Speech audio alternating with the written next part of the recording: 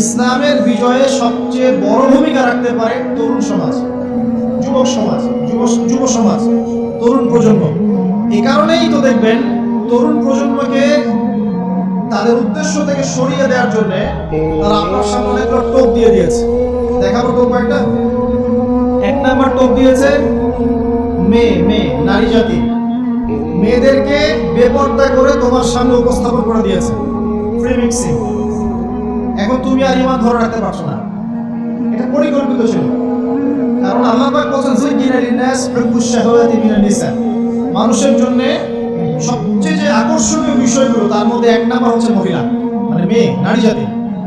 এটা আমাদের কাছে সবচেয়ে আকর্ষণীয়। আল্লাহ পাকের সবচেয়ে সুন্দর সৃষ্টিকে মানুষ না, মানুষের মধ্যে আল্লাহ পাকের সবচেয়ে শ্রেষ্ঠ সৃষ্টিকে নারী জাতি। আল্লাহ পাক তাদেরকে সুন্দর করে সৃষ্টি করেছে, তাই না কি? এই কারণে পুরুষদের সবচেয়ে আকর্ষণের জায়গা কোনটা? নারী জাতি। এই কারণে মেয়েদেরকে বেপর্দা করে তোমার সামনে ছেড়ে দেওয়া হয়েছে। জেনা বেড়েছে, ব্যভিচার বেড়েছে, ফ্রি মিক্সিং বেড়েছে, ধর্ষণ বেড়েছে, এই যে হারাম প্রেমের সম্পর্কগুলো বেড়েছে। যুবকেরা তাদের জীবনের উদ্দেশ্য ভুলে গেছে। আমার কথা কি বুঝতে পারছেন? আচ্ছা, এটা এক নাম্বার। দুই, মাদক। যুবকদের সামনে মাদকের সহজলভ্যতা। চাইলেই হাত বাড়ালেই মাদক, হাত বাড়ালেই ইয়াবা, হাত বাড়ালেই ফেন্সিডিল, হাত বাড়ালেই হেরোইন, তাই না? কথা ঠিক হবে? ঠিক। যদি কেউ চায় যে আমি আজকে রাত্রে মাদক খাবো, সে পারবে, হাত বাড়ালেই পারবে। এখনকার সমাজ এমন, যদি কেউ চায় যে আজকের রাত্রে আমি পতিতালয়ে গিয়ে রাত কাটাবো, সে পারবে। 500 টাকা 1000 টাকার বিনিময়ে মানুষ এখন জেনা করতে পারে। 5 টাকা 10 টাকা 50 100 টাকা দিয়ে মানুষ এখন ইয়াবা কিনে খেতে পারে।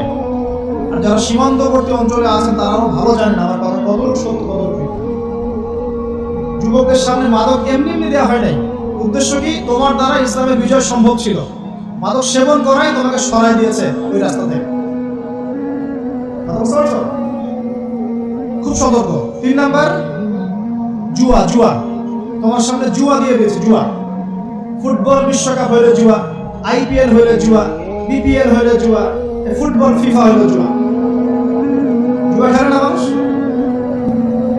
আর যে যুব সমাজ তাদের জীবনের উদ্দেশ্য জানে না, তাদের পক্ষেই সম্ভব এইসব মেসি, আর্জেন্টিনা, ব্রাজিল এইসব নিয়ে ব্যস্ত থাকে।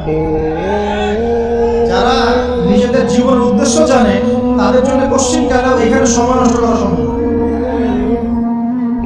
দুনিয়ার জীবনটা কি খেলতামাশা? দুনিয়ার জীবনটা কি খেলতামাশার জন্য?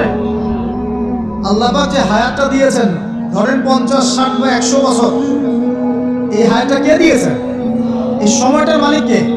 তাহলে আল্লাহ যদি সময়ের মালিক হয়, আমি কেন সময় 1 ঘন্টা অপচয় করবো ওখানে বসে বসে?